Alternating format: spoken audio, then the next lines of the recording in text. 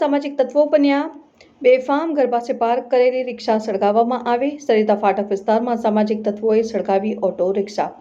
વિજયા પાર્કના પ્રાંગણમાં પાર્ક કરેલી આકાશભાઈ પંચાલની auto rickshaw સામાજિક તત્વોએ સળગાવી। રાત્રિના 3 વાગ્યે અસામાજિક તત્વોએ પેટ્રોલ નાખી રિક્ષા સળગાવી। કુલ 3 લોકો મોટરસાયકલ પર આવતા સીસીટીવીમાં થયા કેદ। રિક્ષા સળગાવવાની સમગ્ર ઘટના સીસીટીવીમાં થઈ કેદ।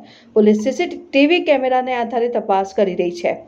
ડભોઈમાં સરિતા ફાટક પાસે ઘર આંગણે પાર્ક કરેલી ઓટો રિક્ષામાં રાત્રે આગ।